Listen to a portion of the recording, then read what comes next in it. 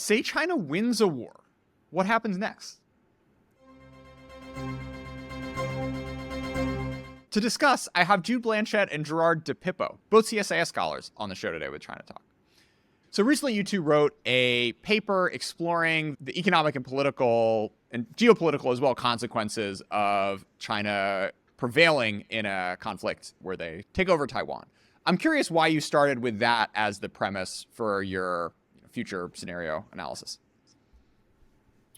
I think a few reasons we focused on this. Number one was it was the most salient gap in extant analysis on Taiwan. It was the sort of portion of, of major articles conceptualizing a conflict in Taiwan where there was sort of a yada, yada, yada, or, et cetera, part of it. And when Gerard and I started thinking through, if you want to understand how a conflict would actually unfold, you can't abstract out or ignore the financial, economic, diplomatic realities that would occur alongside of and as a result of a conflict. Two, if you want to conceptualize what Beijing's likely cost equation is and how they're conceptualizing the risks or benefits of an attack, invasion, or a blockade of Taiwan, again, you can't yada, yada, yada what the likely or plausible economic, financial, diplomatic realities would be. So the point of this exercise, which I hope we flagged clearly enough, is very much speculative. We're working off a set of qualitative assumptions. This was a thought experiment that we hope to sketch in the details further. But it seems to us that this is a good starting point of, look, if one bullet is fired by the PLA in and around the Taiwan Strait, that's not part of an exercise, you start to see that the economic and financial consequences for China start to mount pretty quickly. So we just wanted to start thinking through that. Gerard, did I miss anything? Let's stay on the sort of meta question for a second. Why do you think the sort of possibility of China winning, as well as the economic and political consequences of a conflict more generally, are not something that has garnered a lot of attention, even given potential conflict being so front and center for so many folks around the world? Well, on the first question, I would speculate that, at least observe that there's a fair amount of analysis on what the potential run-up to a conflict might be, and then less, but still a fair amount of analysis on how that conflict might go down. But there's actually not a lot on what the world after would look like, and what that would mean for China and others. On the second question, which I think is actually related, is why is the emphasis on things like the military aspects and not the diplomatic or economic side? I think because the diplomatic and economic aspects are in some ways more speculative. They're less sort of focused on the widgets of military analysis. And from the economic perspective, there actually aren't that many economists working in the sort of national security domain that would work on these types of questions. I mean, academic economists would never get tenure for writing a paper like this, for example, right? So, and even within the U.S. government where I used to work, there are some, like at CIA, who would dabble in these types of analyses. But generally speaking, if you're like a desk economist, this is not what you're writing about. So I thought we were just trying to bridge a gap there. All right. So let's run with your premise. You guys break this up into 3 phases. What happens diplomatically and economically when war is imminent? One point that is worth making is Gerard and I had to adopt a fairly nondescript conception of what conflict was. If Beijing does contemplate an attack in any imminent sense, one thing it will have in mind is precisely how does it undertake an attack in a way that makes direct blaming of China or an anti-China coalition more difficult to form. So we had to assume away a lot of those just to get to a position of, China is successful, right? So I just wanted to make that general caveat. How robust is that, Jude and Gerard? Well, we were deliberately vague about the military aspects, but I think if the point is to get to an end state where there is both conflict and China essentially prevails, at least in a territorial sense, it's hard to imagine China achieving that without there being observable steps being taken. And the world, including the United States, would respond to those steps. And that's really what we're trying to flesh out here. So, could you imagine a scenario where there's like some super stealth, fast sneak attack to decapitate the Taiwan government and they like occupy Taipei somehow? Maybe, but that's not our baseline. So we're assuming that most of the implications of what we're running through here should be fairly robust to our admittedly vague assumptions. Just another point I want to highlight is we did try in the analysis to say what could a clean success or a low cost success for China to look like, just to be fair.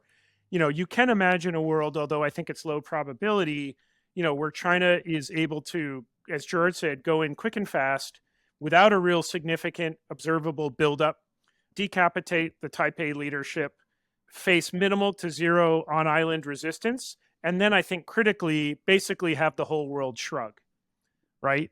So that there's no continuing sort of after invasion backlash from the global community.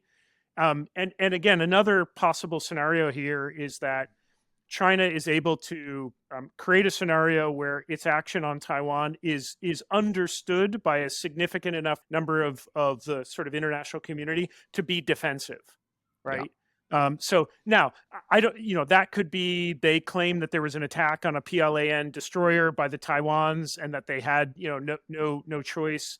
So you can imagine some scenarios there, but those are probably, there's a fairly narrow path China would be able to travel on that. But it is worth highlighting those because our analysis does assume really critically that there is A, observable buildup, B, that even if China tries to control the messaging such that it is on the defensive, realistically, this will be seen by at least advanced economies as an offensive, aggressive move, and that B, it is going to be facing some non-trivial amount of resistance on the island such that it isn't a clean day one victory, but it's actually day 2 through day end where China will be dealing with some degree of on-island resistance that, again, is non-trivial.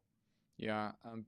Thinking about Ukraine for a second, there was a timeline where something like this could have potentially happened with Putin and Zelensky in February of 22. And we didn't live in that timeline because there was resistance and there was observable buildup and they didn't win in a week. That landing on the airstrip was sort of repelled and you didn't have a sort of clean decapitation. But I do think it's, and we would be living in a very scary world if it did, because you have to imagine that sort of thing would have really had some light bulbs go off and on the Ukraine scenario, that alternate timeline, I think, was actually the baseline analysis both in Moscow and Washington.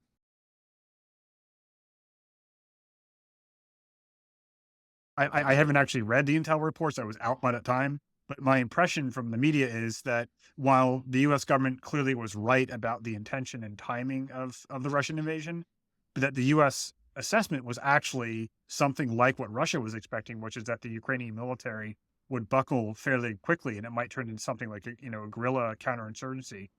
Obviously, that's not what happened, but I think if that happened, it would have been a very different world. And in fact, I think a lot of the responses of the U.S. and U.S. allies were premised on that assumption. So even a world where Ukraine resisted for say a month is probably not one where we're still debating updating sanctions packages.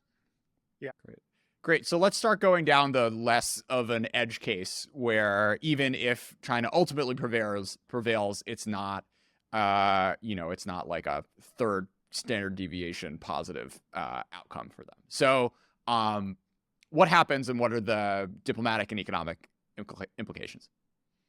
So in phase 1, which is the lead up to a Chinese attack, it's very important to keep in mind that the world doesn't exactly know what's going to happen. We are assuming, I think reasonably, that the United States and others would detect some signs. The U.S. might be warning the world and its allies about Chinese intentions, similar to what happened with Russia. But U.S. allies and certainly other countries may not believe that, or they may not want to fully internalize the implications of that. That's also true for multinational firms and investors, right? So they're going to be operating under conditions of extreme uncertainty. And if you assume the perhaps improbable, really bad outcome is going to happen, that entails a whole set of aggressive actions like divestment that a lot of companies are not going to want to do, right? So I actually think there's going to be a lot of, or would be a lot of sort of wishing that this is going to pass. You would see things like, stock markets, commodity markets responding. Basically, portfolio investors would be the ones that would be the first to respond. Yeah. But let's say direct investors, so those that are in China, either to export from China or for the Chinese market, they're going to be probably more in wait and see mode. Because what we would be talking about here is something that hasn't happened, nothing like this has happened in modern history. You can imagine sort of what you could call liquid capital moving pretty quickly. I think a lot of this would depend, if we think about operational MNCs or direct investors, I think a lot of this would be the credibility of China's "we're not going to invade" messaging or obfuscation, and conversely, the credibility of U.S. Warnings about an invasion.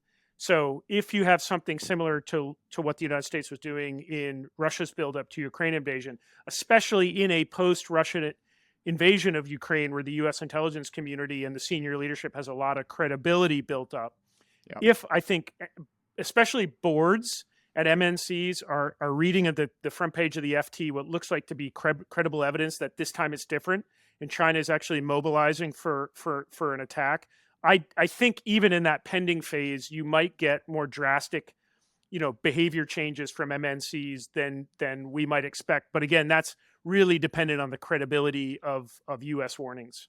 Yeah, I mean, that's an interesting tension you bring up, because on the one hand, China would want to obfuscate and not tell folks, but also look, they would prefer capital controls and nationalization to all of this money just sort of falling out of the country, which is about to be, as you guys write in your paper, subject to an enormous hit to GDP. Yeah, and Chinese leaders would know that this would be an incredibly risky act, right? So they would need to prepare their own population with propaganda, prepare the diplomatic space, obviously mobilize military forces, and put in some economic measures to get the economy ready, including, as you mentioned, capital controls. Yeah, I mean, there's a whole separate probably project here on all of the ways China would launch an attack in defensive terms.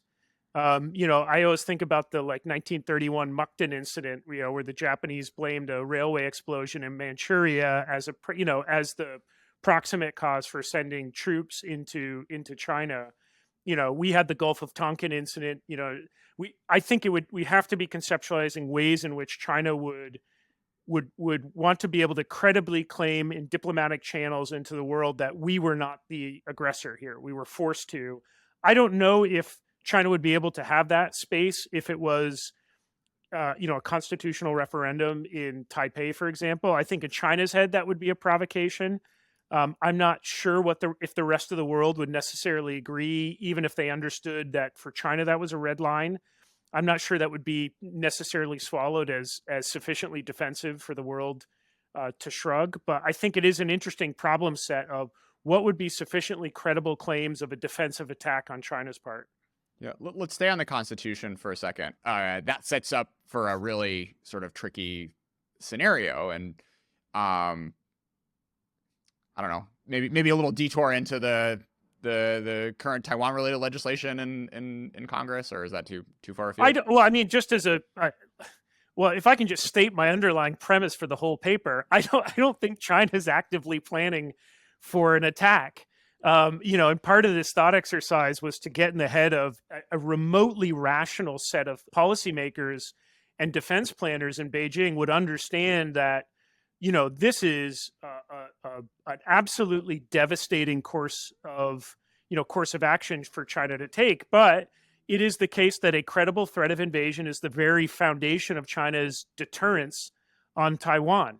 So this is the tension in China's policy, is I think they know an invasion would result in a lot of the costs that are listed here, but they also need to credibly threaten an invasion because they feel like that's their ace card in their deterrence pack.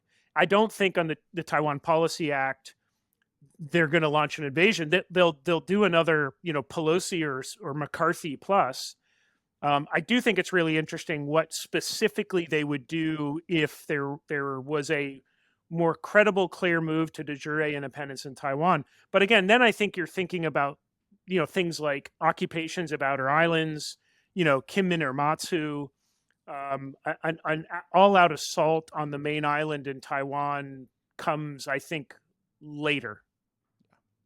So we've been dancing around it, but we should get to the meat. So why is this so bad for China once the conflict really kicks off? Well, it's bad for China and the world. And the main reason it would be beyond disruptive to the global economy. It's far beyond the global financial crisis. We're not just talking about financial reactions or commodity markets.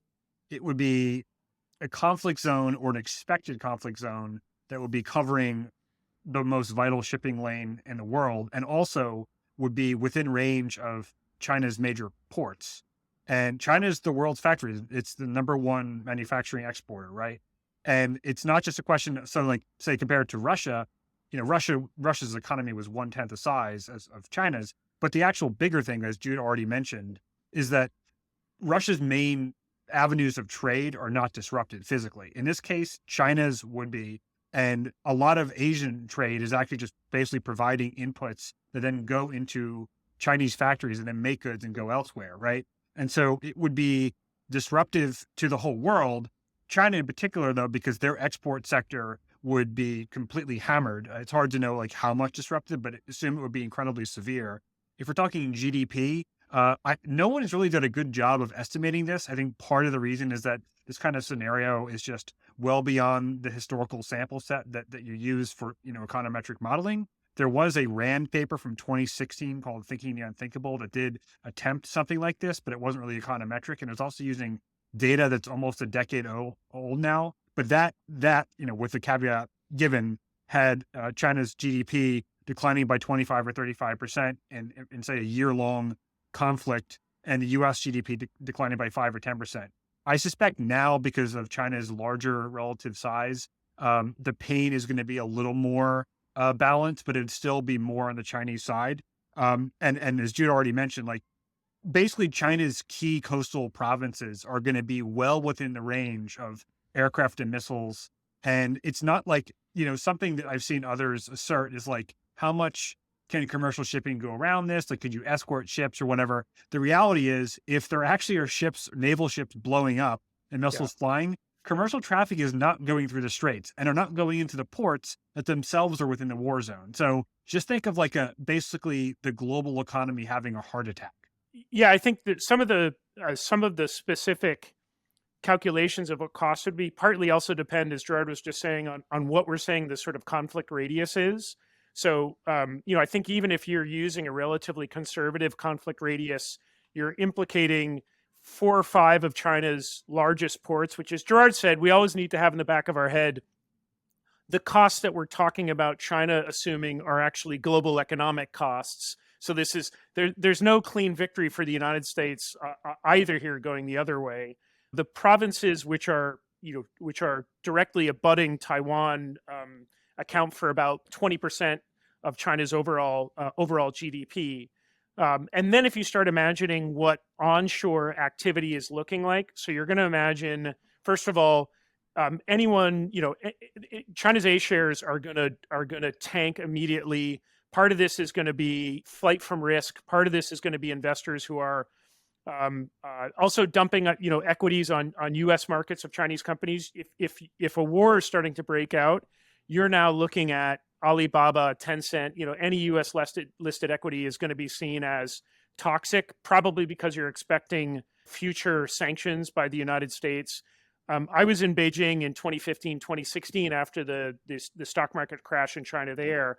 foreign MNCs were having a hell of a time getting capital out, and there was clear window guidance from SAFE and PBOC to all the major state banks saying, first of all, triage, and in the triage, foreigners are last. Rich Chinese are second to last, who are just trying to get trying to move their money out. But you can imagine a scenario like that where basically all the windows at the state banks are overflowing with companies trying to, repatriate capital. you're going to also imagine an extraordinary amount of psychological sort of volatility for MNCs as they're thinking about personnel safety. They're going to be trying to find ways to get employees out, especially sort of senior expat employees. So you're going to have this massive level of volatility in business sentiment that, again, even if you imagine sort of the conflict ends within 24 hours, the now associated risk and toxicity of the Chinese market lingers on for an enduring amount of time. So even companies that aren't able to, repatriate capital, aren't able to get employees out, it's then just a matter of time and finding windows to where they can. So you almost have like phases of the economic cost. One is the immediate one when there's actual conflict and all the attendant immediate responses from investors, and FIEs. And then I think you have the long-term one of no marginal unit of capital is being invested in China by a foreign company, certainly a sort of a G7 economy company after that initial attack. How long does shipping need to be disrupted before you start thinking about famine?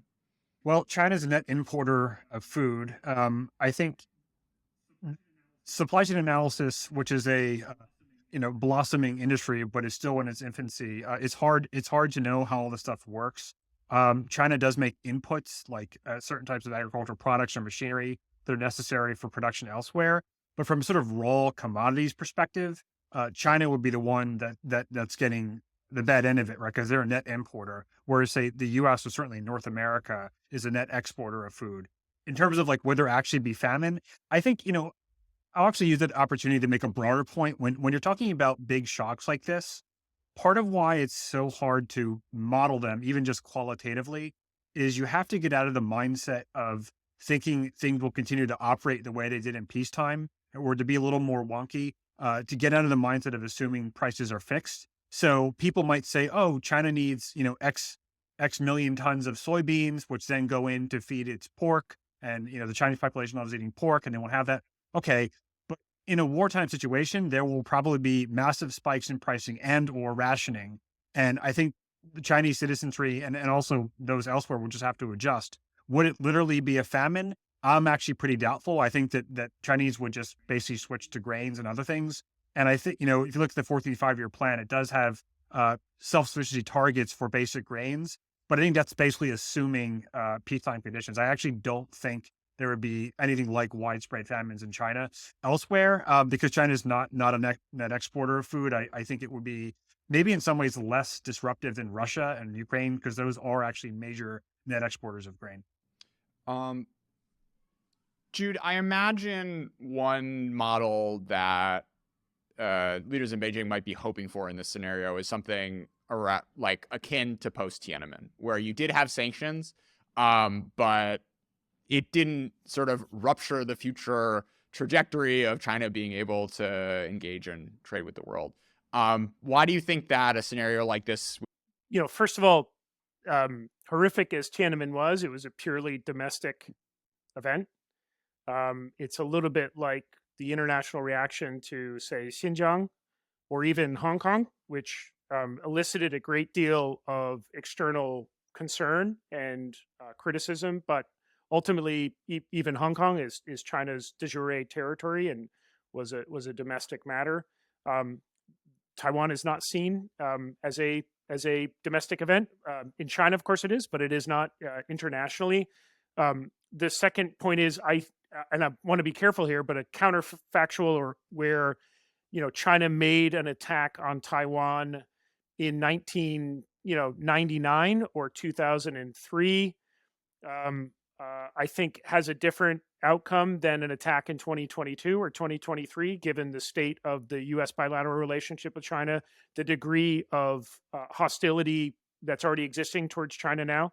And especially, I think, in a post-Ukraine world, given how we are now in just a sort of a new geopolitical arena. So I think the cost acceptance threshold in the United States has gone up appreciably vis-a-vis China just in the last couple of years and certainly over the last 9 months. But I just do want to say, you're asking a question that now gets into the really important dynamics of we don't know. We do not know exactly what the response would be because we do not know exactly what the course of events would look like. And so Gerard and I try to, as in many ways as we can, italicize, embolden, underline, put exclamation marks behind some comments where we just are saying this is a stylized thought exercise, not a prediction of the future. And I think as we're having a discussion on ensuring that Beijing is sufficiently deterred such that it never contemplates such a risky event, even if our underlying assumption is they have some recognition of the costs. If states always internalize the full cost equation of an invasion or a war, we would have far fewer wars. So states are very, very bad at decision making, and I don't see any reason why China is necessarily immune from that. But this is why I think, and I'll get to, just if I can get prescriptive for 1 second, the US and G7 economies who are invested in avoiding this outcome, starting to build credible signals of intent, of what they would be prepared to do, such that China understands that that some of the dynamics we're talking about of imposition of sanctions, ostracism of the Chinese market, MNCs and investors moving their capital to other locations are not seen as just flippancy, but are seen as actual credible commitments, is very, very imperative. Some of the statements you've seen, such as when U.S. banks were hauled up on Capitol Hill, I don't know if you saw that a couple months ago, and sort of snapped a salute and said, aye, aye, Captain, we're patriotic capital. That's not a credible statement. So I think moving to something which is much more of a signal to Beijing that we're working the problem set, and that this is not 1989. Brent Scowcroft is not coming in, to secretly tell you all is okay. So that's my view, but I don't know, Gerard, if you see it differently. No, I agree with all that. I think it's worth pointing out 3 core assumptions. We make many assumptions in the paper, but there's 3 that I think are pretty important in shaping our analysis, and they matter more for phases 2 and 3, meaning the actual war and after war phase.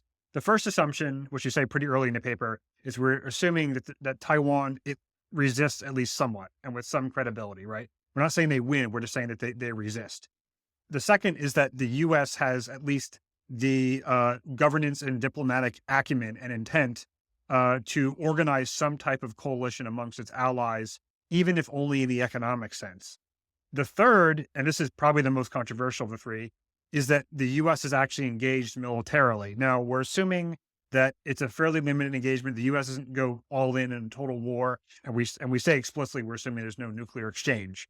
But the third assumption is really important in part because, at least in our view, and this is speculative, if the U.S. is engaged and we're actively fighting the PRC, and the U.S. is sustaining, let's say conservatively, thousands, if not tens of thousands of casualties amongst sailors, airmen, and others, I think the U.S. population is going to be losing its mind. And I think this is where we get into one of the major discontinuities, where people say things like, oh, but Americans wouldn't be able to function without their cell phones. I don't know. I'm not so sure about that. I think once people start seeing people dying, it goes beyond the purely rational, and it certainly goes beyond the economic balance sheet approach that a lot of people seem to think is going to be a compelling deterrent, including for the United States, right? I just don't think that's true once the bullets start flying. Yeah, I mean, this comes to the key question of how credible do you really want your deterrence to be, right? Because Jude, I think you're completely right that right now you can imagine a world in which a U.S. president is staring at a 5% hit to an instant recession and says, you know what, Taiwan, they didn't try that hard. They're really far away. It's not worth it. I think it would, and even if you have, a G7 statement and a really nice 10-point plan and a 50-page document, like, hey, if you do this, we're going to do that. It's still going to come down to leadership making a decision during and after the conflict to pull that lever and really inflict the pain both on China and of course on the U.S. too. But sort of the piece that Gerard is alluding to, you can pre-commit by putting a lot more American troops on Taiwan than are currently there. And there's this big debate on, to what extent is that an important deterrence versus versus something that would like actually raise the chance of conflict, dude. I mean, just to add to this too, though. I mean, I think we're as three Americans here, we're being sufficiently narcissistic that we're only talking about this as if this is like the U.S. and China. But the critical factor shaping as much U.S. behavior and response would be partners and allies in the region. I mean, look, if we have no allies in Asia, we don't really have much of a problem with China. A lot of the reason we are rubbing up against China is because we have our most trusted, some of our most trusted allies and a whole wide degree of partners who expect the United States to be a key security provider, right? So if Japan and South Korea and the Philippines and Thailand and Australia all shrug their shoulders, I guess the president here could do that calculation of saying 5% hit to GDP, so we're going to stay home. I doubt that's going to be the case. But you're right, Jordan. Of like, these are known unknowns about the precise psychology of conflict. I should say though, this also exists for China, and you've got to imagine that there are going to be many Chinese citizens, and we are just seeing right now a fairly sufficient outpouring of anger and frustration about advice the party thinks the people should make that the people don't think they should make, and rightfully so. If you've got body bags coming home, God forbid, body bags coming home, back to Fujian, back to Guangdong, back to Anhui, back to Beijing, back to elite cities, in a conflict that is not sufficiently understood for the why are we doing this, then I can imagine a lot of these pressures that we're saying would apply to the United States would apply to China as well. And that's why one of the assumptions we made in this in a conflict phase is China is going to become much more repressive domestically, because as you have conflict and the necessary, the attendant costs associated with that, social, economic, the party is going to be fighting abroad and fighting domestically to maintain control. Yeah, I just wanted to go back a little bit to your comment about a potential U.S. president deciding, look, it's not worth to hit the GDP, let's not fight. I'll concede that that's a possible pathway, but that assumes that there's a degree of escalation control. That decision might be made for the president. So, for example, if the PLA starts by attacking U.S. forces in the region, like in Japan, I think the U.S. is going to be committed. It's going to be hard for the U.S. to back down after that. And so, while you can imagine it being possible, it's hard to put the genie back in the bottle, or whatever the analogy is, once the thing starts. Another thing I think we should talk about when talking about allies and partners, which Jude raised a topic, is how do they react economically? And we talked a little bit about sanctions.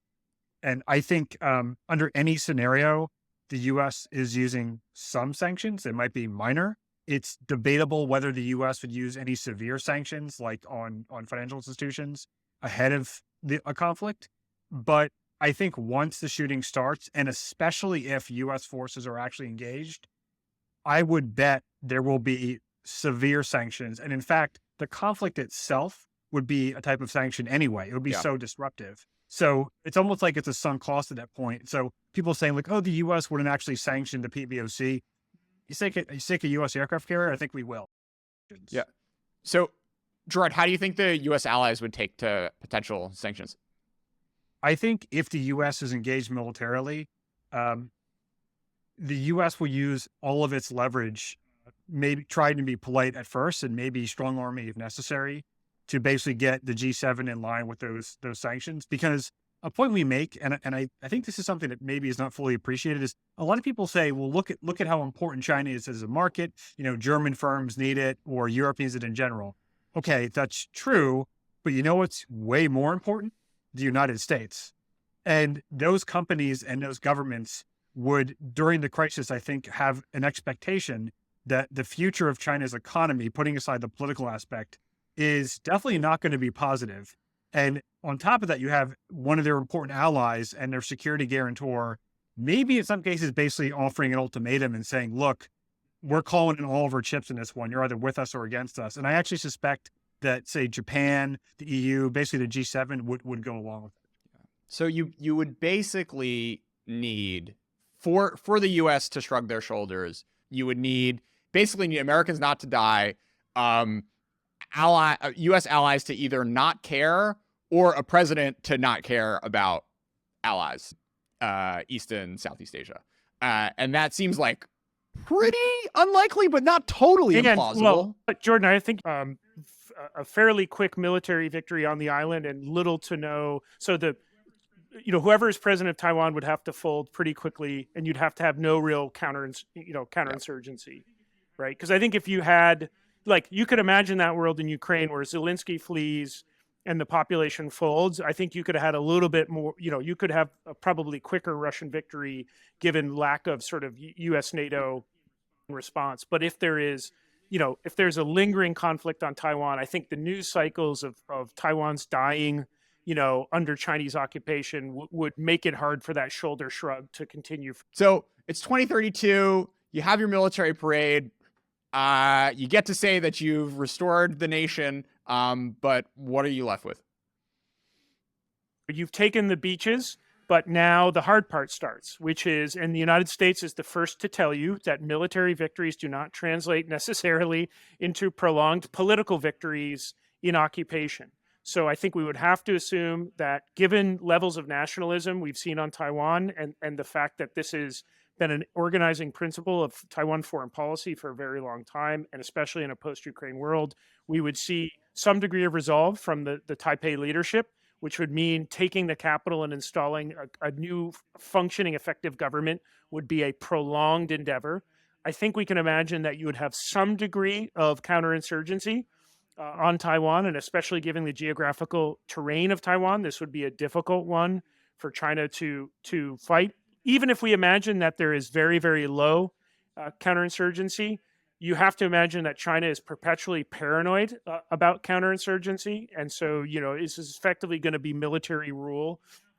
You now have a island or rule in a dumb enough way to create that insurgency. Totally. Yeah, totally. I think the point that we're just trying to make here is it's hard to imagine a path where the military victory translates into a sustainable, peaceful political victory, given the likely realities. And these realities don't have to be, ultra aggressive Afghan-style counterinsurgency to the Soviet Union, right? Even lower threshold than that already makes this very, very difficult for China as an occupying power. I know you've covered it a lot in this podcast, Jordan, so we won't belabor it, but I think one of the most frustrating elements of the discussion on Taiwan is that China somehow gets this pristine semiconductor industry, which they can either exploit on the island or they can sort of pick up the secret, TSMC secret sauce and bring it back to China and put the floppy disk, in SMIC and then rip and run from there. But obviously, if China's semiconductor industry isn't shattered in an invasion and actually physically destroyed, you'd also then have the human capital problem of you'd have to round up and keep everyone working at these facilities, at gunpoint or somehow co-opted. So that, I think, Gerard can add the list of woes that China would have to deal with. But it's hard seeing this as, a lot of people assume the challenge is day zero, the invasion. But actually, I think our argument is just from a functional governance and perspective, it's actually sort of, day one to day end of occupations are hard. I think adding to that, in the, let's say, months or years after the occupation starts, we're talking about would be essentially a middle-income economy trying to absorb a high-income economy, but also policing it and having to rebuild parts of it while also having to rebuild its own country and dealing with massive financial, maybe even, fiscal crises within China. I think, Taiwan's domestic resources would be what they would try to use, but Taiwan wouldn't have much to offer because trade would be so disrupted. I suspect that the Chinese population would object to spending a lot of money rebuilding, their former enemy. It's got, when the U.S. does this type of thing, or has historically, the U.S. is fighting countries that are usually substantially poorer than the U.S., and the U.S. has much greater resources. This is the case of the middle-income guy trying to take the rich guy, right? And I think that that's going to be a massive burden for the Chinese fiscal system.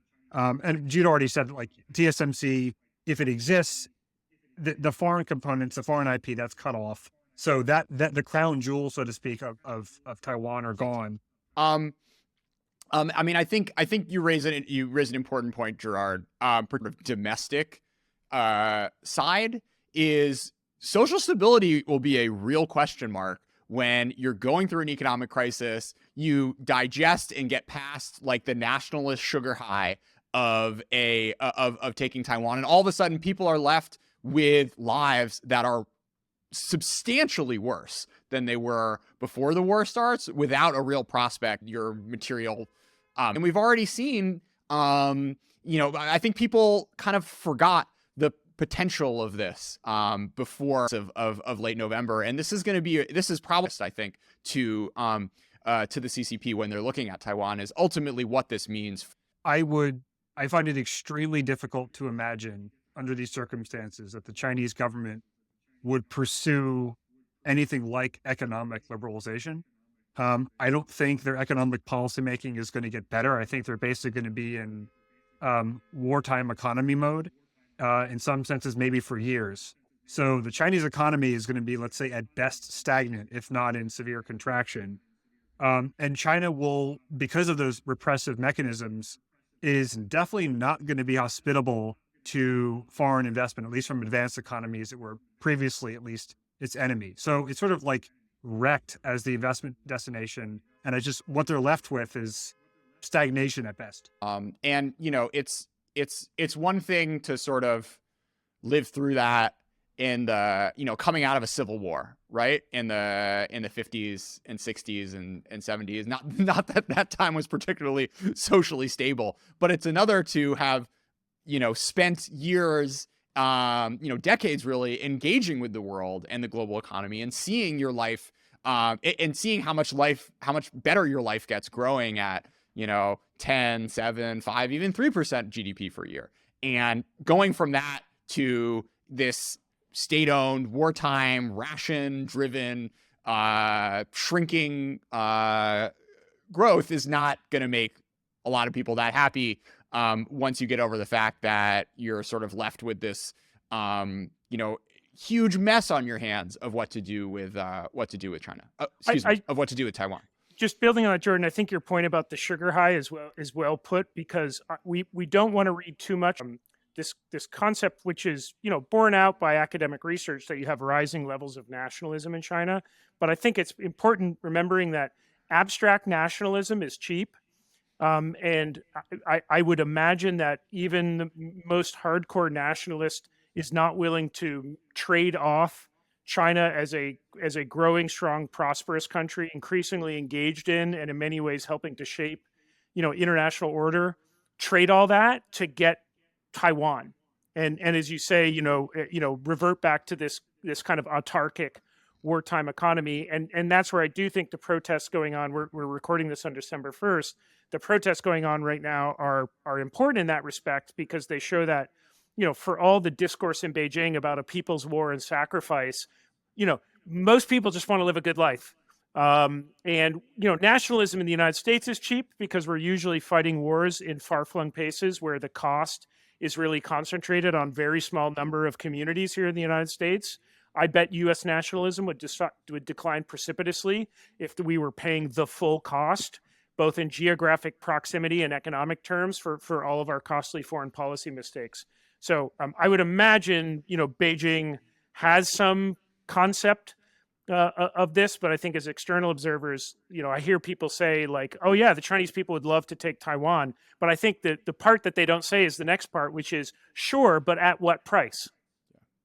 It's interesting thinking, I just read a piece today sort of reflecting on why you haven't seen mass protests in Russia over the past few months. And some of the arguments that were made were, look, there's still an escape valve. People can leave if they really want to. The deaths aren't exorbitant. The economy wasn't really growing that fast. And the sort of shock to the system from all the sanctions hasn't been quite as acute as maybe, folks in the U.S. Treasury Department had hoped in February and March. And you guys make a pretty convincing case that a lot of those assumptions do not apply in the context of what we see. It's an interesting thought experiment of what you see for China around its periphery. Of course, we've been isolating this in good laboratory fashion, to one specific area, domain of conflict. But of course, China has simmering with a number of its peripheral neighbors, and also, of course, domestically within China. If you're thinking about populations or areas that China perceives to be sort of restive, like in Tibet, and those, that it's a very, very fluid situation.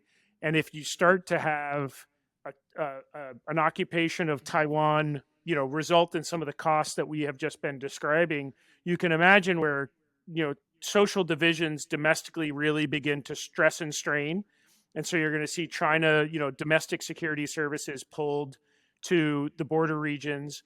I mean, I'm not enough of an expert on Indian foreign policy to know how India reacts to a Taiwan invasion. I would imagine if I'm the Indian Army, I'm questioning about the sanity of Chinese foreign policy decision making and the PLA leadership.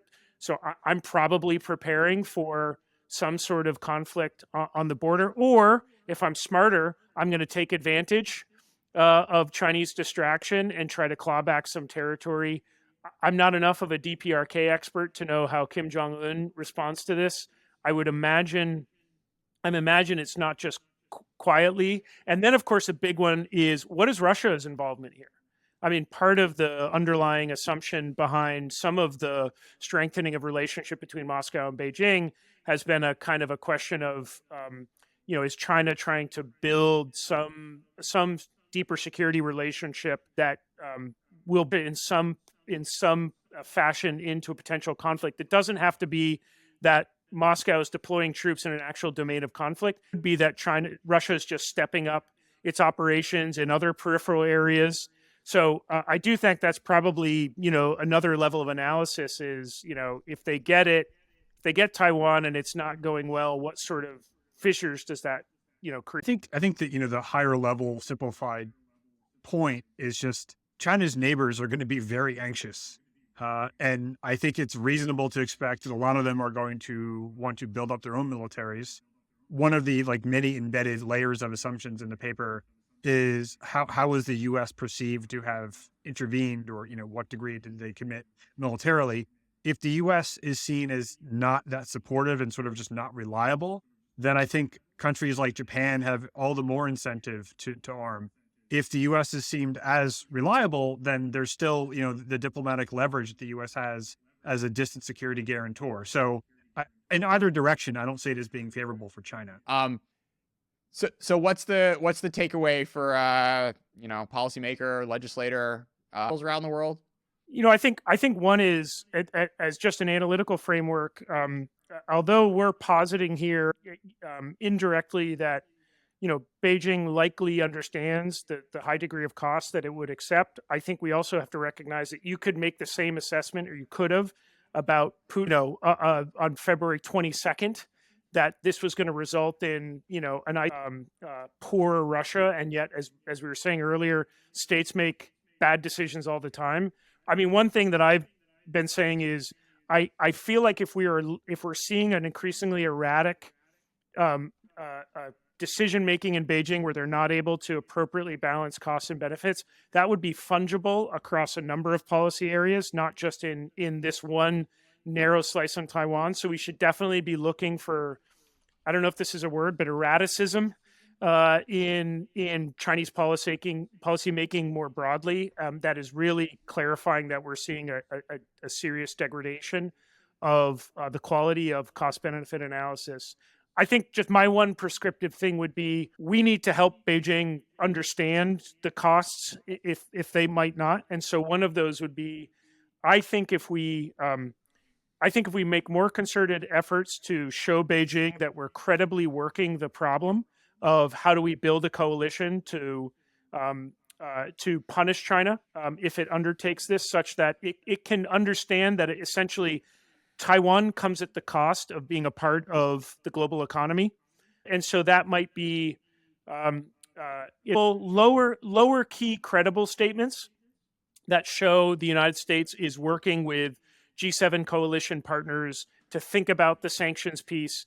I think maximalist statements from the United States and trying to strong arm G7 economies to making the most extreme statements are unhelpful, because the higher threshold the statement you demand from people, the smaller that club will. And B, I just likely to be seen as Beijing as not particularly credible. I think what would worry Beijing is if it saw, G7 economies having regular meetings where on the door the G7 sanctions task force. Yep. I don't actually think you need to come up with much specifically out of those, because that will just make this a prolonged effort. But just showing them that we're working the problem.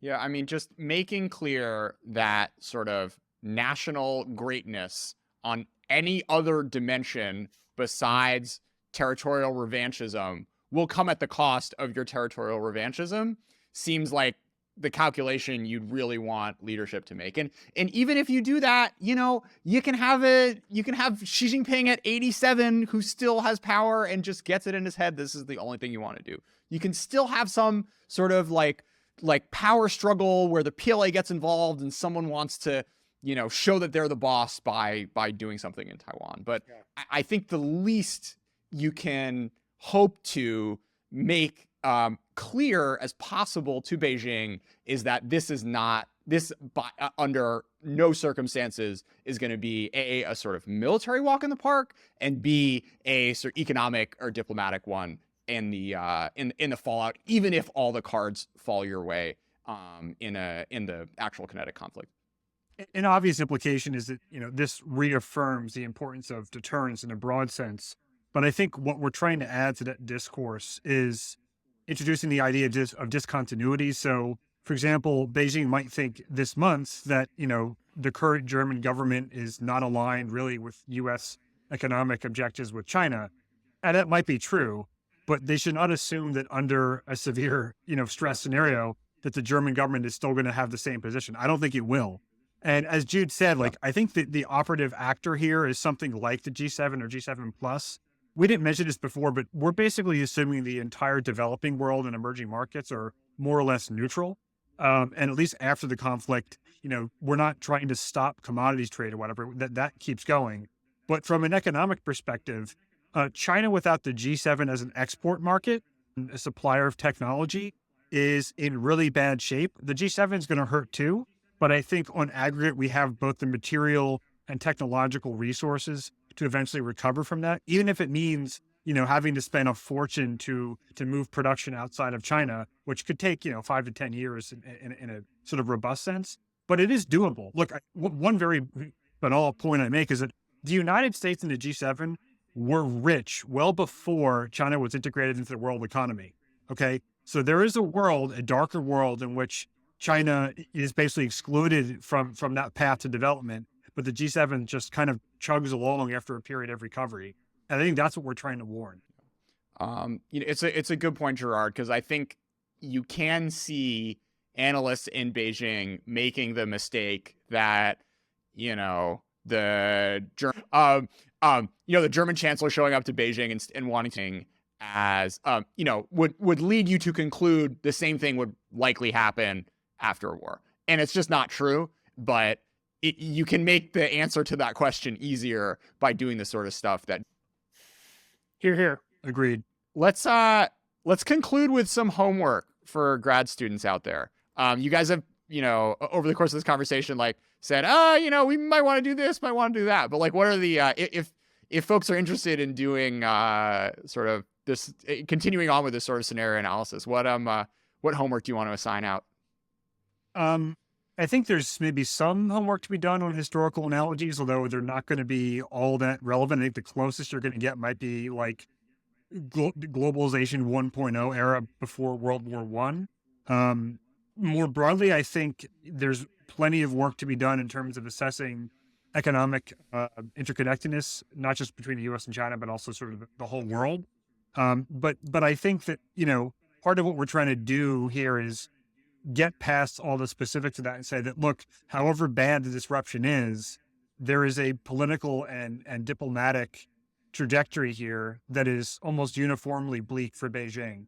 And so I think maybe just thinking more through scenarios analysis and thinking through how when you try to model this stuff, you're not holding one variable fixed. So it's not just China takes Taiwan, it's China takes Taiwan, angers the G7, kills American sailors, and isolates itself diplomatically, right? So that's where it gets complicated, but it's really an interesting intellectual exercise, if bleak. I just think almost every bullet point in the paper is an area where Gerard and I said we should probably do a follow-on, and one that brings some quantification to some of the qualitative assessments that we made. I think as an intellectual puzzle for more in the sort of military strategy side, I think it would be worth us thinking about what the proximate reasons China would use an attack, invasion, or blockade. Because right now we just have this lumpy conception of, Xi Jinping wakes up in the middle of the night, has to pee, and on his way to the bathroom thinks, you know what, tomorrow's the day. Or he flips over the calendar in, 2027 and says, today's the day, we're going in, boys. But I think thinking through what the sort of lead up to an attack would be and look like would be a really important thought exercise, is just so we start, getting the wheels spinning. I think the other thing is I've wanted to do a study of occupations and, envisioning what an actual occupation would look like. So taking that sort of final section of what we did and really building that out, I think would be really the problem set we're trying to solve is the military part. And that's the equation we think Beijing is trying to solve, which is the actual invasion. And I think arguably, if not more important from Beijing's perspective, would be what an occupation looks like. What is their occupation plan? And one country, two systems is not an occupation plan, right? So, looking at what they're writing about how they would make Taiwan into an SAR and use a one country, two systems framework, it's not occupation strategy, right? So I think thinking through, putting some of the effort we're spending right now on thinking about what their invasion plan is and starting to think through what an occupation plan would look like would be an important exercise. Because I think we'd set, what Gerard and I were saying earlier in the paper, they face, a large number of functional challenges. And I think that's an important exercise for reinforcing the idea that even if we think an occupation would be hard as it is, we need to work to make sure Beijing appreciates it, just how difficult day one through day N is. There's a fantastic and totally wild book I'm going to close this recommending. Hawaii Under the Rising Sun, Japan's Plans for Conquest After Pearl Harbor by John Stephan, who sort of dove into the archives because they thought they were going to take Hawaii. Didn't work out that way, but if it would have been a real mess, and under no circumstances play out in the timeline that the sort of Imperial Japan assumed it would be, where, they just like have a lot of fun, like harvesting sugarcane. So anyways, leave you with that. Jude and Gerard, got a song for this? That's a good question. No, I don't know. One is sufficiently speculative and bleak. Thanks so much for being a part of China Talk. Thank you for having us. Thanks, Jordan. Sweet.